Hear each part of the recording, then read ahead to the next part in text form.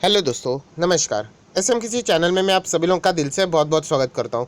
दोस्तों, इस वीडियो में हम लोग यहाँ पे बात करने वाले कुछ एक ऐसी पर्टिकुलर न्यूज़ के बारे में जिससे रिलेटेड मैं ऑलरेडी एक बार वीडियो में आप लोगों को बता चुका था। उसी से रिलेटेड अभी हम लोग को ये सारी बातें यहाँ पे देखने को मिल रही है।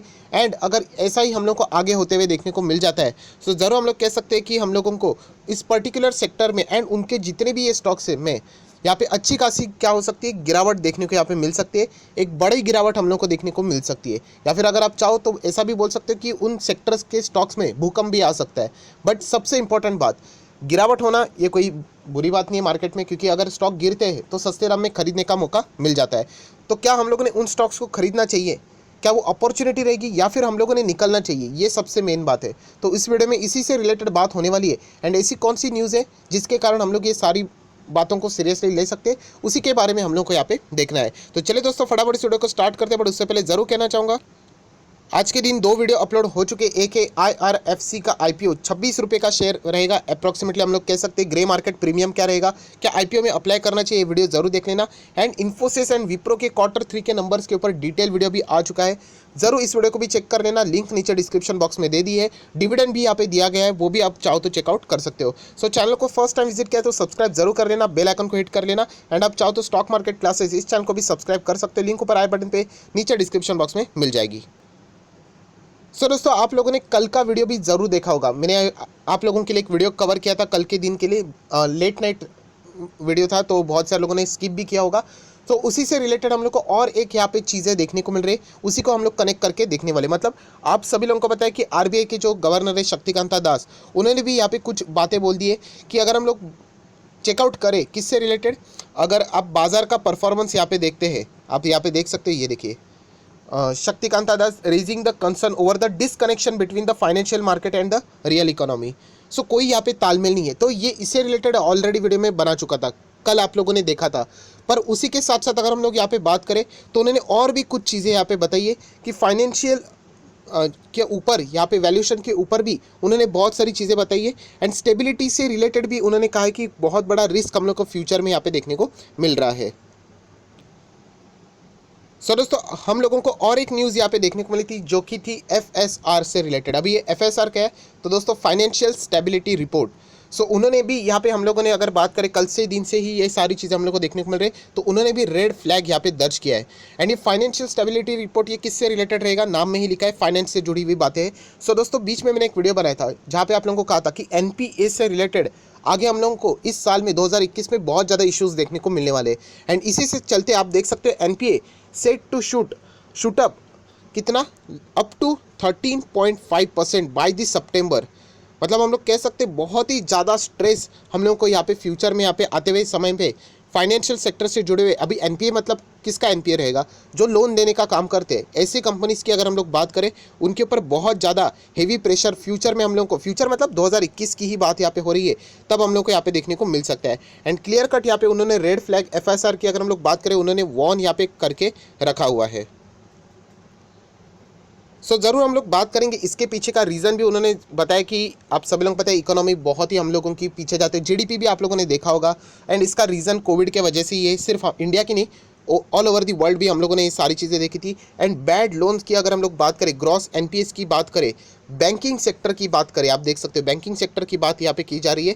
एक्सपेक्टेड कितना हो सकता है, 13.5% तक। मतलब मैं आपको बताना चाहूँगा, अभी तक सितंबर 2020 ये जो डेटा हम लोग को देखने को मिल रहा है, 7.5% के आसपास के NPAs है, सब कुछ मिला जुला के देखे तो ये अगर हम लोग बात करें 13.5%, मतलब डबल। इसका अर्थ समझ रहे हो कि बैंक्स अगर पैसा यहाँ पे दे रही है तो वो पैसा नहीं आता है, इसको ही हम लोग NPA बोलते हैं, राइट, नॉन परफॉर्मिंग असेट। यही चीज़ अप्रॉक्सीमेटली डबल हो सकती है, एग्जैक्ट डबल नहीं, अप्रॉक्सीमेटली डबल यहाँ पे हो सकती है। मतलब बहुत सारे बैंक्स ने दिए हुए लोन यहाँ पे ऑलरेडी डूब चुके हैं, बट उसका रिकॉर्ड अभी तक यहाँ पे नहीं हुआ है, क्योंकि आप सभी लोग पता है बीच में सुप्रीम कोर्ट ने भी यहाँ पे अनाउंसमेंट लाई थी, उनका भी ऑर्डर था कि यहाँ पे आप NPA घोषित नहीं कर सकते। तो ये अभी तक क्या हुआ है, बुक्स ऑफ अकाउंट्स में इसका हम लोग को रिकॉर्ड होते हुए देखने को नहीं मिला है। तो सडनली हम लोग को क्या होते हुए देखने को मिल सकता है, नंबर शूट अप होते हुए देखने को मिल सकता है। एंड इसके चलते क्या हो सकता है, बैंकिंग स्टॉक्स में, बैंकिंग सेक्टर के स्टॉक में हम लोग को अच्छी खासी गिरावट यहाँ पे देखने को मिल सकती है। एंड जैसे मैंने कहा कि इससे रिलेटेड मैं ऑलरेडी वीडियो बना चुका था, बट जो ये न्यूज़ है वो अभी हम लोगों को यहाँ पे आते हुए देखने को मिली है। सो आप लोग देख सकते हैं जो सारी चीज़ें दोस्तों, जो ये FSR की अगर हम लोग बात करें, फाइनेंशियल स्टेबिलिटी रिपोर्ट, ये किसका रहता है? रिजर्व बैंक ऑफ इंडिया का रहता है। सो ये मैं खुद की बात नहीं कर रहा हूँ, उन्होंने खुद ये बात बोली। आप चाहो तो गूगल के ऊपर FSR रिपोर्ट यहाँ पे पढ़ सकते हो, आप लोगों के NPA का सारा डेटा समझ में आएगा। अभी NPA की कभी भी बात होती है तो ज़रूर हम लोग यहाँ पे कह सकते हैं कि सबसे ज़्यादा NPAs किसके होते हैं? तो पब्लिक सेक्टर बैंक्स के, यस, PSB या फिर आप PSU भी बोल सकते हो, पब्लिक सेक्टर अंडरटेकिंग, उनके NPA बहुत ज़्यादा होते हैं। सो यहाँ पे देख लेते हैं कि उनका भी एस्टिमेशन कितना लगाया जा चुका है। सो दोस्तों आप लोग यहाँ पे देख सकते हैं among the different bank group, मतलब PSU एंड पब्लिक ही रहते हैं। तो आप देख सकते हैं NPA ratio of PSU bank 9.7% इन सितंबर 2020, मतलब अभी ये जो साल हो चुका है उसकी बात हो चुकी है, 9.7 का है, राइट। दिसंबर की तो बात नहीं रहेगी क्योंकि वो अभी तो सामने आ जाएगा। वो बढ़कर 16.2 हो सकता है कभी, बाय सितंबर 2021। मतलब यहाँ पे भी अप्रॉक्सीमेटली डबल हम लोग कह सकते हैं NPA का जंप हम लोग को देखने को मिल सकता है। एंड ये मैं अपनी बात नहीं कर रहा हूँ, ये देखिए FSR के रिपोर्ट में आप लोगों को सारी चीज़ें मिल जाएगी।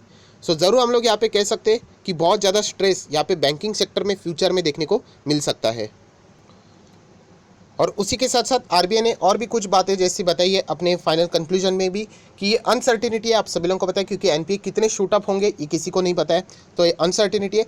बट अगर ये जब आगे यहाँ पे होगा एंड रियल इकोनॉमी के साथ इसका इम्पैक्ट देखा जाएगा, कंपैरिजन किया जाएगा, सो हम लोग ज़रूर कह सकते हैं कि बैंकिंग सिस्टम की जो क्वालिटी, असेट क्वालिटी, वो बहुत ही शार्पली डिटोरिएट यहाँ पे हो सकती है, मतलब ख़राब यहाँ पे हो सकती है। एंड इसका परिणाम मार्केट के जो बैंकिंग सेक्टर के जो स्टॉक है, सिर्फ बैंकिंग नहीं बोलना चाहिए, अगर NPA की बात हो रही है तो जितने भी फाइनेंस सेक्टर के जो स्टॉक है जो कि लेंडिंग का काम करते हैं, जिसमें NBFC भी आती है, सो उनमें हम लोग को अच्छी खासी यहाँ पे गिरावट देखने को मिल सकती है।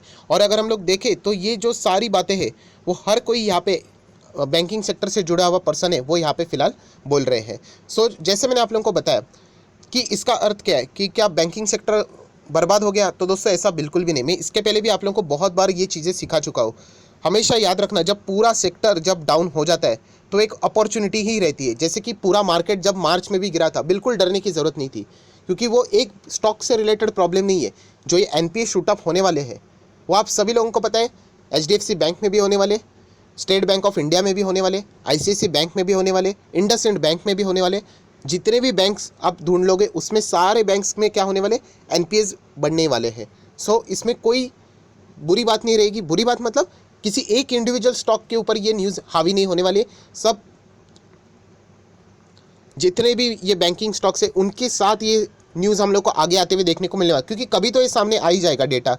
तो सारे के सारे बैंकिंग स्टॉक में हम लोग को एक गिरावट देखने को मिलेगी। एंड पूरा सेक्टर जब डाउन हो जाएगा तब उसमें जो क्वालिटी स्टॉक्स रहेंगे उसमें हम लोग को खरीदारी का मौका यहाँ पे मिल जाएगा। तो इसलिए मैंने ये सेम टॉपिक पकड़ के एक वीडियो बनाया था कि फ्यूचर में ऐसा एक मौका मिलने वाला है पैसा बनाने से रिलेटेड। सो अगर आपको बैंकिंग स्टॉक चाहिए तो ज़रूर फ्यूचर में ऐसे बैंकिंग स्टॉक आप लोगों को यहाँ पे मिल सकते हैं। एंड इसलिए आप लोग देख सकते हैं, ये देखिए सारी जगह पे हम लोग को यही देखने को मिला था कि RBI गवर्नर ने इससे रिलेटेड भी यहाँ पे वार्निंग दे दी है। बैड लोन्स के चलते यहाँ पे चिंता जता रही है। एंड इतना ही नहीं, तो RBI गवर्नर ने भी यहाँ पे इससे रिलेटेड वार्निंग पहले भी दे दी थी, NPA से रिलेटेड, कि रिकवरी से रिलेटेड भी इश्यूज़ यहाँ पे चल रहे हैं। एंड बहुत कुछ चीज़ें, मतलब आगे जाके सडनली नंबर बढ़ जाएगा।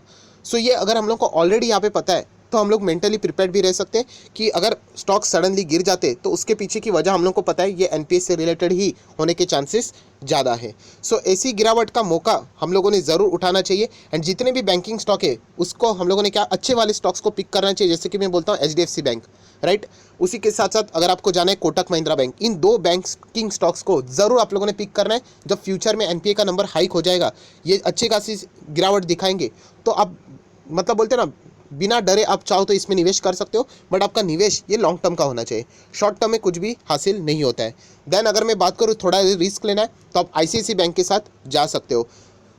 एक्सिस बैंक भी बुरी नहीं है, आप उसके साथ भी जा सकते हो। बट पर्सनली मैं ICICI बैंक के साथ जाना थोड़ा पसंद करता हूँ, क्योंकि वो थोड़ा मुझे लगता है कि आगे फ्यूचर में अच्छा खासा परफॉर्मेंस दे सकता है। देन अगर आपको छोटा बैंक चाहिए तो IDFC फर्स्ट बैंक बहुत सारे लोगों को पसंद आता है। हालांकि इस वक्त के परफॉर्मेंस IDFC फर्स्ट बैंक के अच्छे रहे, डिपॉजिट्स के नंबर भी अच्छे रहे, बट फेडरल बैंक मुझे कंपैरिजन में थोड़ा अच्छा लगता है, जो कि 40 से हम लोगों का 74 तक आ चुका है। एंड अगर आप लोगों को स्मॉल फाइनेंस बैंक में ही इंटरेस्ट है तो EU स्मॉल फाइनेंस बैंक मुझे अच्छा लगता है, इक्विटास एंड उज्जीवन से अच्छा। सो ये मैंने अपने पर्सनल कुछ स्टॉक्स आप लोगों को यहाँ पे बता दिए, मैं कोई रिकमेंडेशन नहीं दे रहा हूँ। एंड यही स्टॉक आप लोगों को बार बार आप लोगों को पिछले वीडियो में भी देखने को मिले थे एंड आगे भी देखने को मिलने वाले हैं। सो यही कहना चाहूँगा, इन चीज़ों को बहुत ध्यान से समझो कि ये जो NPA का जो प्रॉब्लम यहाँ पे होने वाला है वो किसी एक इंडिविजुअल स्टॉक के साथ नहीं होने वाला है, पूरे मार्केट में जितने भी लेंडिंग वाले स्टॉक है उनके साथ होने वाला है। एंड जैसे मैंने आप लोगों को एक वीडियो में बताया था, जब भी स्टॉक गिरता है तो होल्ड करना है, एग्जिट करना है, सेल करना है। तो इससे रिलेटेड ही आप लोगों ने चेक करना है ये इंटरनल इशू है या external issue. So definitely external issue, external मतलब सभी लोगों के लिए कॉमन इशू है ये। सो सभी लोगों के लिए अगर कॉमन इशू रहेगा तो डेफिनेटली आप लोगों को डरने की कोई ज़रूरत नहीं है। जैसे कि मार्च में भी आप लोगों ने देखा था वो एक्सटर्नल इशू था, कोविड किसी एक का इशू नहीं था, ना ऑटो का, ना FMCG का, ना फार्मा का, सभी स्टॉक नीचे आए थे। बट बाद में आप लोग देख सकते हो कैसे यहाँ पे रिकवरी हो चुकी है। सो सिमिलर वे इसके चलते बैंकिंग स्टॉक में गिरावट जरूर आएगी फ्यूचर में जब NPA के एक्चुअल नंबर सामने आएंगे। बट जैसे मैंने कहा कि ये इंटरनल इशू नहीं है, किसी पर्सनल एक बैंक का इंडिविजुअल इशू नहीं है, पूरे बैंकिंग सेक्टर का इशू है। तो ज़रूर आप लोगों को वहाँ पे अच्छे खासे बैंकिंग स्टॉक निचले लेवल पे खरीदने का मौका ज़रूर मिलेगा। सो ये पहले मैंने आप लोगों को आगाह करके रखा हुआ है, तो आप चाहो तो इन चीज़ों को नोट डाउन करके रख सकते हो। सो अगर आपको वीडियो पसंद आए तो ज़रूर लाइक एंड शेयर कर देना। So that's it, thank you very much दोस्तों, we will be meeting our next video. तब तक के लिए बाय बाय।